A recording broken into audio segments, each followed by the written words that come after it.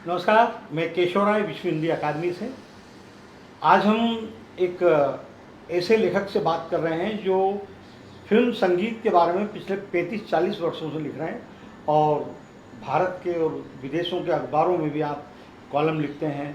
एक बहुत ही प्रतिष्ठित अखबार होता था फिल्मों का, स्क्रीन साप्ताहिक अखबार आता था, उसमें भी राजीव विजयकर जी का कॉलम आता था और संगीत प्रेमियों को, कलाकारों को, म्यूजिक कंपनियों को, संगीतकारों को, सभी को एक उत्सुकता रहती थी हर सप्ताह कि राजीव विजयकर जी इस बार क्या लिखने वाले हैं। अगर किसी के बारे में 4 लाइन भी लिख देते थे, गायक के बारे में, तो वो अपने आप को धन्य समझता था कि राजीव जी ने मुझको लिखा। तो इस बार, इस वर्ष में जो भारत सरकार का प्रतिवर्ष राष्ट्रीय पुस्तक पुरस्कार जो दिया जाता है लेखकों को, इसकी 2 कैटेगरी होती है। एक फिल्म क्रिटिक और दूसरा फिल्म पुस्तक। अब वो पुस्तक किसी फिल्म स्टार पर लिखी हो, गीतकार पर लिखी हो, संगीतकार पर लिखी हो, तो राजीव जी ने लक्ष्मीकांत प्यारेलाल जी पर ये पुस्तक लिखी थी। इसको राष्ट्रीय पुरस्कार मिला है इस वर्ष का, भारत सरकार का प्रतिष्ठित पुरस्कार है। तो राजीव जी, बधाई हो आपको दोबारा। Thank you. ये नमस्कार। जो लक्ष्मीकांत प्यारेलाल जी ने फिल्मों में सबसे ज़्यादा संगीत, 500 से अधिक फिल्मों में संगीत दिया है और सब सदाबहार संगीत आज भी गूंजता है उनका। तो आपने लक्ष्मीकांत प्यारेलाल को ही क्यों चुना इस पुस्तक के मैंने चुना इसके लिए बहुत सिंपल रीज़न है। मैं बचपन से इनके म्यूज़िक को मतलब बहुत पसंद करता था। ये मेरे हमेशा फेवरेट रहे। ऐसा नहीं कि दूसरे लोग, दूसरे कंपोज़र जो इक्वल ग्रेट थे, जिनको मैं पसंद नहीं करता था। मैं हमेशा भक्त रहा हूँ 3 कंपोज़र्स का, लक्ष्मी प्यारे के अलावा कल्याण जी, आनंद जी और शंकर जयकिशन। ये मेरे पर्सनल फेवरेट्स हैं। लेकिन मैं जानता हूँ कि बहुत सारे बड़े बड़े म्यूज़िक डायरेक्टर्स इन्होंने बहुत ही कमाल काम किया है, जैसे दादा बर्मन है, आर डी बर्मन है, नौशाद है, मदन जी है, ओपी नैयर वगैरह वगैरह। लेकिन ये लोग खास थे। मतलब शायद ये रीज़न ये हो सकता है कि इनका जो संगीत था वो बहुत ज़्यादा भी आ रहा था, फिर भी अच्छा था। वो कहते हैं ना कि जब आप बहुत काम करते हो तो आपके काम का स्तर घट जाता है, वह ऐसा कुछ नहीं था। और दूसरी बात, जब मैं बड़ा हो रहा था तो इनका संगीत भी मेरे साथ बड़ा हो रहा था, तो शायद ये खास नाता था। फिर मैं पत्रकार बन गया और दोनों से मिला। और जब हम किसी बचपन के पसंदीदा कलाकार से पहली बार मिलते हैं, कई बार चित्र उलट जाता है कि वो लोग पता नहीं कैसे हैं, मगरूर लोग हैं, एटीट्यूड है उनमें। मतलब ये लोग बिल्कुल अलग थे। जैसे मैंने सोचा था कि अच्छे लोग होंगे तो अच्छे ही थे, बहुत अच्छे थे। हालांकि मैं कहूँगा कि दूसरे तीसरे मुलाकात में, मतलब उस ज़माने में जब उनके बारे में आर्टिकल लिखता था इंटरव्यू करके, तो दोनों मेरे मजाक भी उड़ाने लगे। तो ये मतलब एक जो बंधन। और प्यारे भाई का ऐसा था कि देखिए, जो म्यूज़िक कंपनी उनकी थी हमेशा, जो उस वक्त HMV, जिसको सारेगामा बोला जाता है, तो उनके काफ़ी अच्छे अच्छे ज़बरदस्त गाने उस टाइम, मैं 90s की बात कर रहा हूँ, मार्केट में अवेलेबल नहीं थे। तो प्यारे भाई ने मुझे रिक्वेस्ट किया कि आपके पास जो भी रेयर गाने आपको लगता है हमारे हैं, वो आप मुझे टेप करके दे। तो मैंने उनको उनके गाने, 6 घंटे भर के पुराने गाने, जो पुराने थोड़े नए भी उस ज़माने में, जो अवेलेबल नहीं थे मार्केट में, उनको करके दिए थे। और लक्ष्मी जी का क्या, मैं हमेशा जैसे उस उनके बंगले से गुजरता था, कभी दूसरा इंटरव्यू करने अंधेरी जाता था, मतलब उनके घर से आगे जाता, तो वापस आते वक्त मैं रुक जाता था, गाड़ी को मैं पार्क करके अंदर चला जाता था। और कभी कभी आधा पौना घंटा ऐसे उनके साथ बैठा रहता था, प्रोड्यूसर्स की लाइन लगने के बाद उनके साथ समय गुजारता था, बातें करता था, हर चीज़ की बातें, फिल्मों की बातें नहीं। ये लक्ष्मीकांत प्यारेलाल जी 25 वर्षों तक शिखर पर रहे, जो राइट। है ना सर। अब इस पुस्तक में क्या विशेषता है जो एक संगीत प्रेमी तो इसको पढ़ ही रहे हैं, खूब खरीद रहे हैं, पढ़ भी रहे हैं, और अलग हटकर क्या है, जैसे उनके गाने सुनते हैं, उनकी क्या क्या विशेषताएं हैं? देखिए, मैं ये मानता हूँ कि अगर किसी पे किताब लिखनी है, मैंने एक धर्मेंद्र पे उसके पहले किताब लिखी, तो ये काफ़ी नहीं है कि उनके बारे में मैं, मेरी क्या राय है वो लिखूं, या उनके अपनी तजुर्बे और उनके अपने स्टेटमेंट्स लिखूं या उनके अपनी राय लिखूं, वो तो आना ही है।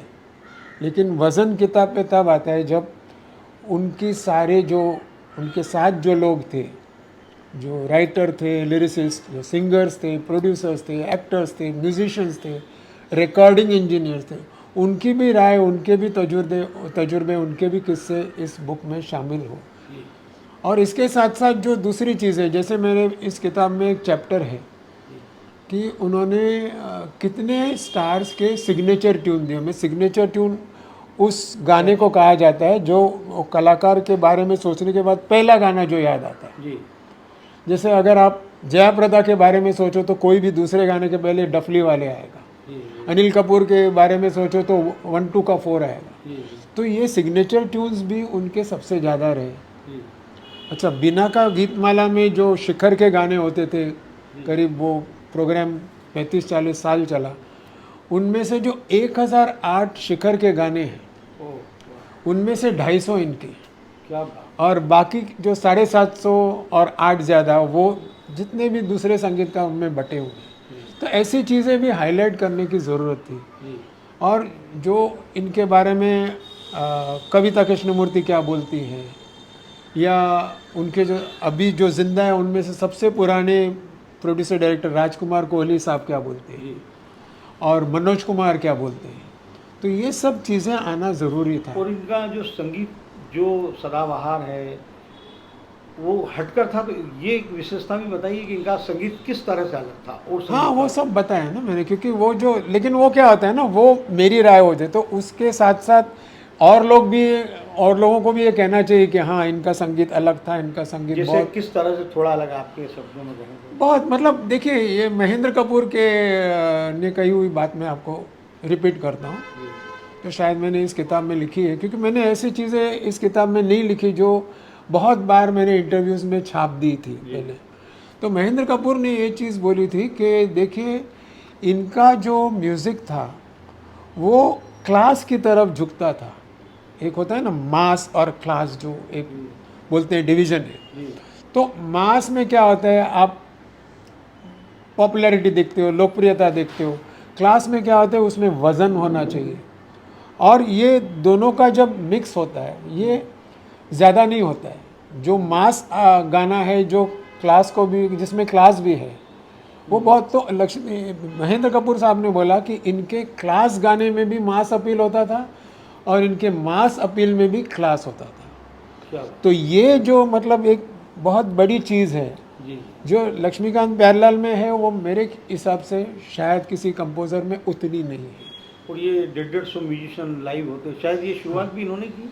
नहीं, ऐसे हाई ऑर्केस्ट्रा तो बहुत लोगों का हुआ करता था, लेकिन इनकी खासियत ये थी कि प्यारे भाई जो एक गाने का ऑर्केस्ट्रेशन बनाते थे, वो होमवर्क करके घर से सोच के लिख के कुछ नहीं लाते थे। वो स्टूडियो में सुबह 10 बजे आते थे जिस दिन रिकॉर्डिंग है, और वो जो गाना धुन अप्रूव हुई है, उसका ऑर्केस्ट्रेशन का उसका एक नक्शा भी बना चुके हैं माइंड में लक्ष्मी जी के साथ। तो वो वहाँ पे स्टूडियो में लिखना शुरू करते थे, म्यूज़िक नोटेशन जो रहता है।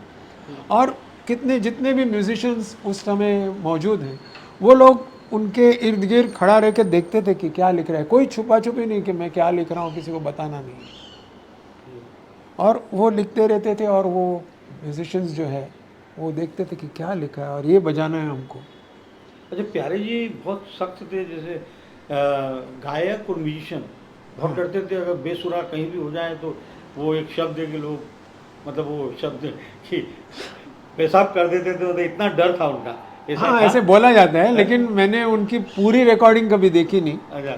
और प्यारे भाई की एक चीज़ मैं आपको बताता हूँ कि अगर वो, मतलब वो तो रिकॉर्डिंग रूम में इंजीनियर के साथ बैठते थे, मैंने कई बार उधर भी जाके बैठा हूँ, और रिकॉर्डिंग चल रही है, उनके पार्टीशन रहते थे कि यहाँ पे परकशन है, यहाँ पे रिदम है, यहाँ पे वो है। और देखिए, आपने जैसे बोला 100, 125, 150 लोगों का ऑर्केस्ट्रा, तो जब लाइव टेक हो रहा है, उस समय तो गाने लाइव होते थे, सिंगर और ऑर्केस्ट्रा साथ में, तो सडनली वो टागोर साहब, मेरे ज़माने में टागोर साहब थे, उसके पहले तो बहुत सारे लोग थे, डी.ओ. बंसाली थे, मीनू कटरक थे, तो बोलते रुक जाओ, और बोलते थे गिरीश, एक ऐसे ही नाम ले रहा हूँ मैं, तूने वो नोट गलत लगाया। मतलब बिल्कुल सही। बगैर देखे जो वायलिन का नोट अगर गलत लगाए तो उधर 25 वायलिन है, लेकिन उनको पता है कि किसकी वायलिन का नोट गलत लगा है। वाह। ये हमने उनकी खासियत थी। और लक्ष्मी जी उल्टे थे, मतलब उल्टे नहीं, हाँ, मतलब लक्ष्मी जी तो सिंगर्स को इतना प्रेम से उनको ये करते थे, मतलब उत्साहित करते थे। ये प्यारे भाई भी करते थे। प्यारे भाई ने मतलब मुझे कई लोगों ने बोला है कि म्यूजिशियंस को बोलते थे आप आके बैठो, अगर ज़रूरत पड़ेगी तो आप बजाएंगे, पैसे मिल जाएंगे। पैसा मिल गया। तो ये उनका भी प्रेम था। हमने लक्ष्मीकांत प्यारेलाल जी को उज्जैन इंदौर में 2 दिवसीय कार्यक्रम में मालवा संगीत सम्मान से सम्मानित किया। हाँ। तो प्यारे जी आए थे, इनके कुछ 12 एक म्यूजिशियन भी हम लेकर गए थे। तो शुरुआत हो रही है, प्यारे जी और उनकी वाइफ बैठे हैं आगे फर्स्ट रो में। वो गाना शुरू होता है तो वो हीरो का गाना फ्लूट से होता है, ये सत्यम सिंह फ्लूट वाला। जैसे बजना शुरू हुआ, उसने बजाना शुरू किया, प्यारे जी भड़क के मतलब बहुत गुस्से में उठे वो। हम सब डर गए। मम्मी जी ने कहा, प्यारे जी की वाइफ ने, कि संभालो संभालो। गए और वहाँ पे उनको बुलाया, इधर आ, बीच उसने ऐसा सिखाया था, ऐसा बजाया था तूने फिल्म में, बड़े गलती हो गई। बीच कार्यक्रम में प्यारेलाल जी ने कि टोका था, बर्दाश्त नहीं हुआ था, हाँ। तो उन्होंने माफ़ी मांगी, हाँ साहब बेसुरा हो गया था, गलती। तो ये थी। एक दूसरी बात ये है कि जब लक्ष्मीकांत प्यारेलाल की पुस्तक का आपको राष्ट्रीय पुरस्कार मिला, हाँ। बहुत खुशी हुई लोगों को, संगीत प्रेमियों को और आम जनता को, फिल्म वालों को भी बहुत खुशी हुई कि यार प्यारेलाल जी की पुस्तक पर राजीव विजयकर जी को एक पुरस्कार मिला। दूसरी तरफ एक बात भी हुई कि लक्ष्मीकांत प्यारेलाल इतना बड़ा नाम है संगीत जगत में कि ऐसी हस्तियाँ इस पृथ्वी पर दोबारा जन्म नहीं लेंगी, उन्हें अभी तक पद्मश्री तक नहीं मिली। अभी ये देखिए, ये तो मतलब मैं तो फाइनली कहूँगा, देखिए जो भी होता है, जैसे नेशनल अवार्ड है मेरे लिए, जी किस्मत की बात है। किस्मत में जो है, वक्त से पहले किस्मत से ज़्यादा किसी को नहीं मिलता, कुछ ऐसी कुछ बात होगी, क्योंकि उसमें तो मैं कमेंट ही हाँ, नहीं कर नहीं आप सकता। कमेंट करें, लेकिन मैंने बताया क्योंकि जो हाँ, क्योंकि आप, अलका जी, क्योंकि आप भी ना तो मार्केटिंग प्रमोशन ना जी उजरी में विश्वास रखते हैं, सीधा सीधा आपकी प्रतिभा पर, आपके लेखन पर, आपके अनुभव पर चयन समिति ने आपको चुना है।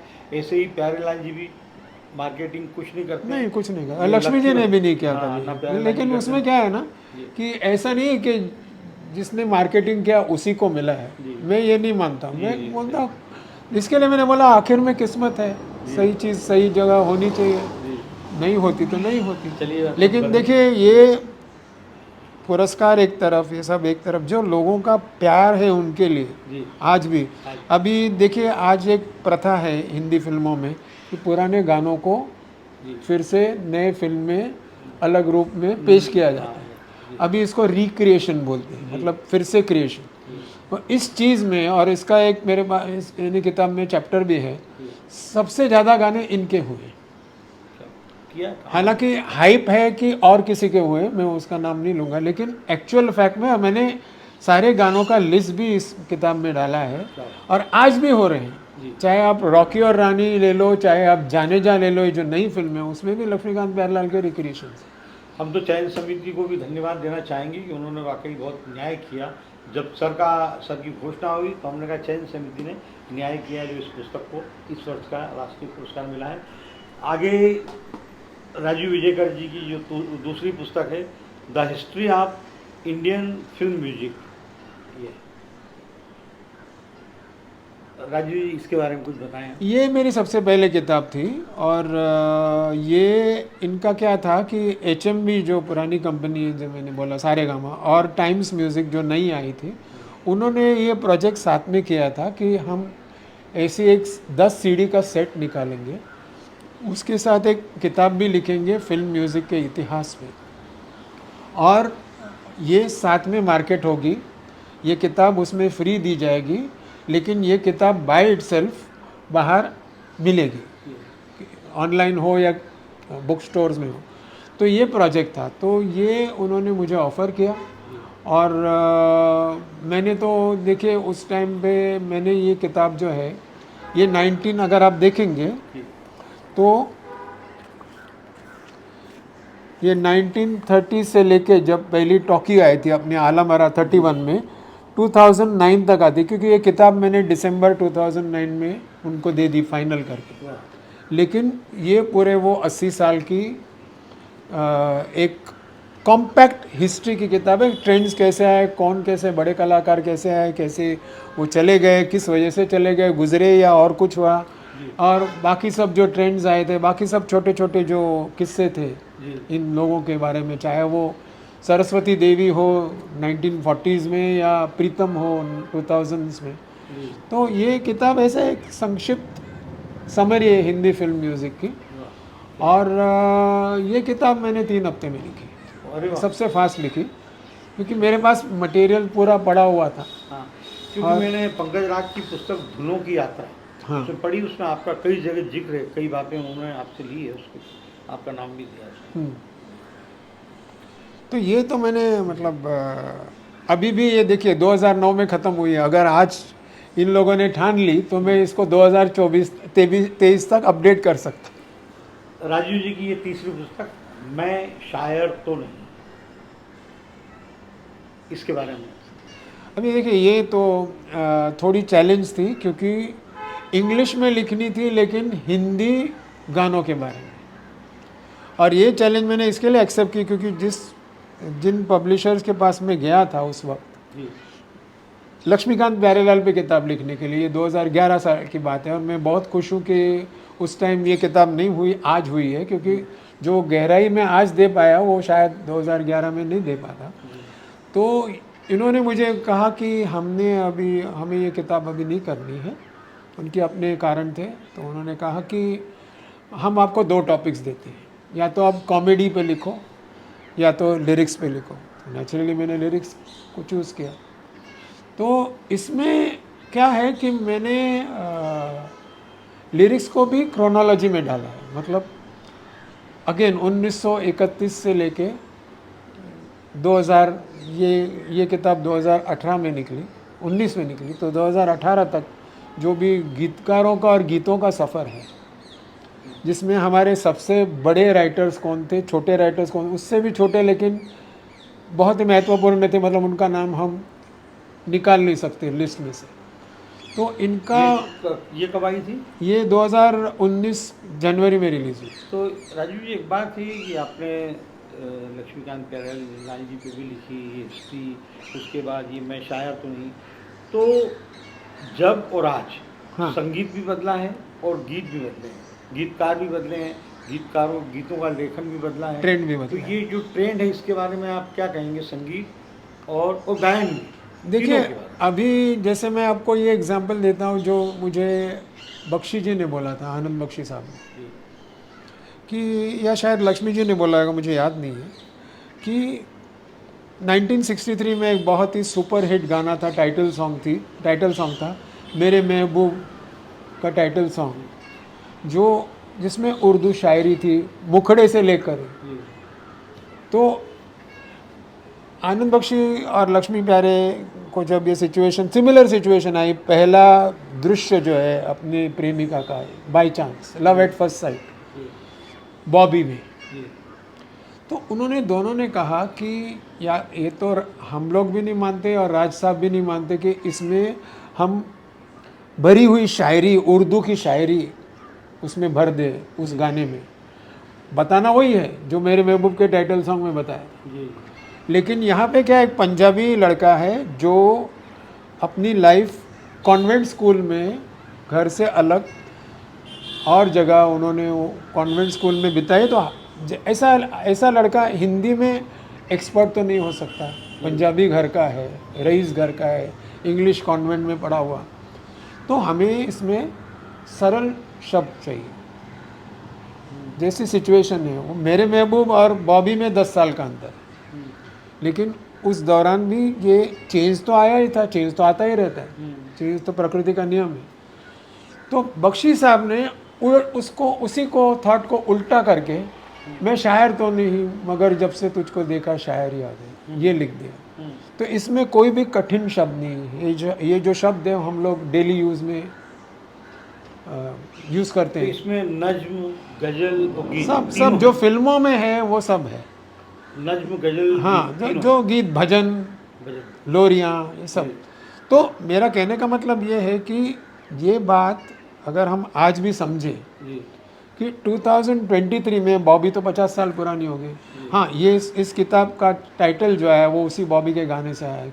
और इसकी वजह मैं शायर तो नहीं, क्योंकि गीतकार को शायर होना ज़रूरी नहीं है। जी। और गीतकार को अपने दिल की चीज़, जो हीरो या हीरोइन एक दूसरे को कहते हैं, वो बोलनी है। शायरी में अगर वो अनएजुकेटेड है, गांव का है, तो कहाँ से शायरी लाएगा या कहाँ से कविता लाएगा? तो ये सब इसमें सभी गीतकारों का जिक्र है क्या? सभी लगभग सभी, मतलब 99%। एक मुख्य बात ये है कि कोई भी जब गीतकार होता है, हाँ तो जब वो गीत लिखता है तो अपनी धुन पर ही गीत लिखता है, लेकिन हाँ, जब ज़रूरी वो नहीं है, संगीतकार के साथ बैठता ज़रूरी है, नहीं है। जरूरी नहीं, हाँ, तो संगीतकार अपनी धुन पर लिखवाता है गाना। वो भी ज़रूरी नहीं है ना। मैं वही कह रहा हूँ कि सर एक 90% होता है मैंने। 80% होता है, मैं मानता हूँ। लेकिन उसमें 2 म्यूज़िक डायरेक्टर्स थे जिनका मैं खास जिक्र करूँगा। ये हालांकि ये लिरिक्स किताब है, कल्याण जी आनंद जी और सी रामचंद्र। इन लोगों ने लगभग कभी भी धुन पहले तैयार नहीं की। अच्छा। हाँ, हम्म। नौशाद साहब, लक्ष्मीकांत प्यारेलाल, ये 50-50 होता था। एक धुन 50% पहले, गीत 50% पहले। अन्नू मलिक का भी वही है। Shankar Jaikishan, R D Burman, S D Burman, ये बंगाली जो म्यूजिक डायरेक्टर्स थे जो हिंदी में कमज़ोर थे या फिर और कहीं से आते थे, जैसे ए आर रहमान है, तो वो धुन पहले पसंद करते थे। लेकिन कभी क्या होता है ना, सिचुएशन में आपको प्रोड्यूसर डायरेक्टर डिसाइड करता है कि इस सिचुएशन के लिए जो गाना चाहिए उसमें वर्ड्स ज़्यादा इंपॉर्टेंट है कि धुन ज़्यादा इंपॉर्टेंट। अच्छा, आज ना तो वैसे गीत हैं जो याद रखे जाएं या हमेशा याद रहेंगे, और ना संगीत है। क्या है ये या वही जो वक्त ऐसे ही वक्त की चलता बात रहेगा है, वक्त कि वक्त की आगे बात। बदलाव होगा? बदलाव की उम्मीद, बेटर के लिए जो बदलाव होता है उसकी उम्मीद हमेशा रहती है। जी। लेकिन अभी भी कहीं ना कहीं अच्छे गाने, अच्छे गीत आते हैं, लेकिन उनको ज़रूरी नहीं कि प्रमोट किया जाता है, क्योंकि वो एक म्यूज़िक कंपनीज का जो जोर जो जो जो जो जोर चल रहा है, उसमें ये माना जाता है कि ये गाना शायद नहीं चलेगा, ये यही गाना पसंद आएगा, ये पार्टी सॉन्ग है, दारू पे यही चलेगा। तो ये जो माहौल है, इसमें बेचारा गीतकार और संगीतकार क्या कर सकते हैं। और दूसरी बात में ये, आपने ये पूछा इस बारे में, क्योंकि आज मैं मानता हूँ ना कि जो हमारे लेजेंड्स रहे हैं, बख्शी साहब हैं, शैलेंद्र है, राजेंद्र कृष्ण है, मजरू साहब है, इंदिवर है, शकील, कितने सारे, लेकिन आज जो गीतकार हैं जो मतलब लगभग 10-15 साल पहले आए, जैसे इरशाद कामिल भाई, अमिताभ भट्टाचार्य, प्रसून जोशी, कुमार भी है। कुमार है, स्वानंद गिरकी, ये जो 5-6 गीतकार हैं ना, ये मैं दिल से मानता हूँ। और मैं दिल से इसके लिए मानता हूँ कि मैंने इनके काम को स्टडी किया है और ये किताब में भी काफ़ी उनका काम का जिक्र है। ये लोग बहुत ही ज़बरदस्त और ओरिजिनल राइटर्स हैं, जिन्होंने आज की नस भी पकड़ी है और वज़न भी पकड़ा है। लेकिन क्या होता है कि आज के लैंग्वेज जो है वो थोड़ी हल्की फुल्की है, तो उसमें उनका थॉट जो है वो इतना ऊपर नहीं आता है। जैसे आपने सामने से कहा कि भाई दोस्त दोस्त ना रहा, प्यार प्यार ना रहा, ज़िंदगी तेरा एतबार ना रहा, वो डायरेक्ट जो एक हिट करता था और उसके साथ वो दृश्य होता था पिक्चर का, जी। तो वो आज नहीं है ना। आज जो सिचुएशन से ज़्यादा जॉनर पे गाना बनता है, ये पार्टी सॉन्ग एक चाहिए, एक रोमांटिक चाहिए, एक सैड सॉन्ग चाहिए, एक बैकग्राउंड में चाहिए, तो वो जो गीतकार और संगीतकार प्रेरित होते थे वो ज़माना बहुत कम है। ये आजकल जैसे म्यूजिक कंपनियों का इतना होल्ड है या प्रभाव है कि नहीं, इसी गायक से गाने गवाएंगे हम? यस। हाँ, वो सब तो मेरे ख्याल से ज़्यादा है, थोड़ा पहले भी होता था। पहले से ज़्यादा है? पहले से ज़्यादा, पहले सिंगर्स ही कम थे। तो हर कोई सिंगर बन नहीं पाता था पहले से, हाँ, आज के सिंगर तो रियाज भी नहीं करते हैं। आजकल तो सॉफ्टवेयर आ गया ना, तो आपकी अगर सुर इधर उधर हो गया तो आप ठीक करवा सकते हैं। सारे फिल्म स्टार भी गाना गा रहे हैं आजकल। फिल्म स्टार तो हमेशा गाते थे। दिलीप साहब ने तो मुसाफिर में गाया था 57 में। ऐसी बात नहीं है, नई कोई चीज़ नहीं है। अच्छा। हर चीज़ पहले तो स्टार सिंगर होते थे, जो एक्टर वही गाता था। अशोक कुमार गाते थे, मोतीलाल गाते थे, सुरैया गाती थी। अच्छा, डिजिटल पे, ये जो डिजिटल प्लेटफॉर्म पर ये रेडियो जितने आए हैं, इसका संगीत पर और अच्छा असर पड़ा है या कुछ भी चलता है? नहीं, वो मतलब देखिए वही मैं कह रहा था कि इसमें क्या होता है कि म्यूज़िक कंपनी का ही नहीं, जो जो भी इसमें इन्वॉल्व हैं, जो भी लोग इसमें इन्वॉल्व हैं, चाहे वो रेडियो स्टेशन वाले हो या कोई भी हो, उनका एक अभी एक नज़रिया बन गया कि यही चलेगा, ये नहीं चलेगा। ये फ्यूजन का कॉन्सेप्ट पहले था सर? फ्यूज़न का कॉन्सेप्ट तो कब से है। पहले से? सी रामचंद्र ने तो 19 कौन सा था वो 47 में गाना बनाया था, वेस्टर्न गाना, आना मेरी जान संडे के संडे। आज ज़्यादा चल रहा है कि पहले ज़्यादा? नहीं, आज ज़्यादा चल रहा आज है, ज़्यादा लेकिन देखिए ऑर्केस्ट्रा तो वेस्टर्न ही है, चाहे वो शंकर जयकिशन का हो 50s से, नौशाद का हो। फिर विजू शाह भी लेकर आए इसको ज़्यादा। अभी देखिए वो एक डिग्री की बात है, मतलब कितना पश्चिमी कितना हिंदुस्तानी। लेकिन अभी ऐसे देखेंगे तो हारमोनियम भी इंडिया का है नहीं, अच्छा, हाँ हाँ। हारमोनियम भी बाहर से तो आया है ना। और इसको आजकल हम सुर मिलाने के लिए जो पुराने कंपोजर सारे वही करते थे हारमोनियम। तो ये तो म्यूज़िक की बात है, ये मतलब अलग ही टॉपिक है और चलिए, उसमें बहुत अच्छी बात है। हमारा जी जी। अगली चौथी पुस्तक सर की धर्मेंद्र पर, सुपरस्टार। ये धर्मेंद्र पर कैसे आपके मन में आया कि इन पर पुस्तक लिखी जाए? देखिए धर्म जी पहले तो बचपन से मेरे फेवरेट कभी नहीं थे, मैं कभी ओपनली नहीं? बता रहा हूँ, कभी नहीं थे। दूसरे एक्टर थे, इनका मैं नाम भी नहीं लूँगा, जो उनसे आधे भी नहीं टिके टॉप पर। लेकिन क्या हुआ, जैसे मैं पत्रकार बन गया ना, तो जैसे मैंने कहा आपको कि एक्टर और इंसान, इसका मीटिंग पॉइंट जो होता है, अपने बचपन के फेवरेट को आप मिले, आपको ठीक लगे ठीक नहीं भी लगे, या पता नहीं उस ज़माने में पॉपुलर थे कि नहीं, उनका इंटरव्यू करने का मौका मिला भी नहीं। लेकिन धर्म जी जो है वो उनकी सारी पिक्चरें मैं बाय चांस मैंने देखी हुई थी, कि मेरे पिक्चर देखने की बचपन से आदत। और मैंने एक चीज़ नोट की थी इनकी बचपन से, हर किस्म का रोल, कोई भी रोल, गोरा काला, अच्छा बुरा, प्रोफेसर है या टीचर है या डाकू है या पुलिस वाले, कोई भी जो किसी रोल से भी झिझकते नहीं थे और कभी बोरिंग नहीं रहते थे। नेचुरल एक्टिंग, जैसे हम किसी को, आपको जैसे मैं अभी देख रहा हूँ, आप मुझे देख रहे हैं, नेचुरल। तो ये चीज़ तो मेरे दिमाग में हमेशा थी। लेकिन हुआ ऐसे कि जब मैं लिखने लगा तो धर्म जी का मार्केट बहुत कमज़ोर था, और मैं जब भी एडिटर को सुझाव देता था कि मुझे मेरे पसंदीदा लोगों को करना है, तो अगर मैंने धर्मेंद्र का सुझाव भी दिया तो बोलते थे नहीं यार वो अभी चल नहीं रहा है, XYZ को करो, ABC को करो, वो चल रहा है अभी मार्केट में। तो ये बहुत ही दुखद चीज़ थी उस वक्त। और फिर उनके पिक्चरों का स्तर घटता गया, क्योंकि वो B ग्रेड फिल्में करने लगे, सिर्फ पैसे कमाने के लिए, और पैसे अपने अय्याशी के लिए नहीं, उनका जो स्टूडियो बन रहा था उसमें डालने के लिए, इंडस्ट्री में फिर से डालने के लिए। तो इसके बाद में उनके बच्चों ने भी ठान लिया, सनी और बॉबी ने ठान लिया, नहीं अभी इनको दर्जेदार पिक्चर करके वापस आना है। तो उनमें से जो 3 पिक्चरें उन्होंने एक साल में की, जॉनी गद्दार छोटा रोल था उसमें, और लाइफ इन अ मेट्रो दूसरा भी छोटा रोल था, और अपने। तो अपने के टाइम ये हुआ कि उसका जो प्रीमियर होने वाला था अमेरिका में, और मैं अमेरिका में लिखता था, तो वहाँ जो मेरी कलीग थी उसने मुझे एक मेल भेजा कि धर्मेंद्र आ रहे हैं इधर, हमारे इंटरव्यू हो रहे हैं यहाँ पे, तो आपको अगर आपकी तरफ से कुछ सवाल पूछना है तो लिख दो। तो मैंने उनको मस्ती में मला एक ही सवाल पूछना कि यहाँ पे इंटरव्यू क्यों नहीं हुई, हिंदुस्तान में इंटरव्यू क्यों नहीं हुई, क्योंकि एक चांस था धर्मेंद्र को मिलने का।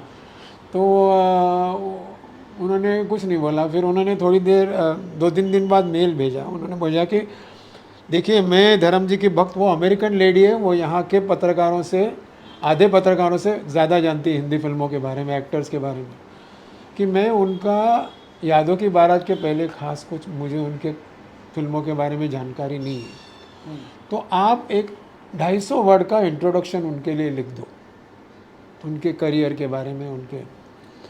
तो मैंने झट से जवाब दिया, मैंने बोला मैं 250 वर्ड्स में धर्म जी की करियर को नहीं कर सकता। बोलते कितने शब्द लगे, मुझे पता नहीं। मैं लिखता जाऊंगा, मेरे मन में जो उनके बारे में जो सब कुछ है मैं लिखता जाऊंगा। बोले अच्छा लिखो। तो मैंने लिख दिया, कुछ 800-900 वर्ड्स का लिख दिया मैंने। तो हमारे अमेरिका में ऐसा है ना कि एक दूसरे के को सपोर्ट करते हैं, कोई राइवलरी नहीं होती है कि आप भी मेरे लिए इस पब्लिकेशन के लिख रहे हो, मैं आपके राइवल हूँ, आप मेरे राइवल हो। तो उन्होंने क्या किया, जब वो आर्टिकल छप गया तो मेरा आर्टिकल ऊपर छाप दिया और नीचे उनका नीचे पेज के इंटरव्यू शुरू करके और किसी पेज पे ख़त्म किया। तो ये हो गया, मैंने यहाँ पे अपने देख ली। और मेरा अब तक मानना है कि उस साल धर्म जी से बेटर कोई भी परफॉर्मेंस हिंदी सिनेमा में मेल्स की तरफ से नहीं था, हालांकि उनको कोई भी अवार्ड नहीं मिला, नॉमिनेशन मिला। तो ये सब हो गया, अपने 15 दिन पुराने हो गए। मैं एक दिन सुबह नाश्ता कर रहा था तो मुझे फ़ोन आया, अननोन नंबर, मैंने उठा लिया। तो बोले इज़ दैट मिस्टर राजीव विजय का? हाँ, कौन बोल रहे हैं? मैं धर्मेंद्र बोल रहा हूँ। तो मुझे लगा ये आवाज़ पहचानी लग रही, इसके लिए लग रही थी। तो मुझे धक्का लगा, बोला धर्मेंद्र द एक्टर? तो हंसने लगे, बोला हाँ। तो मुझे फिर से डर लगना, मैंने बोला मैंने कुछ गलत तो नहीं लिखा है?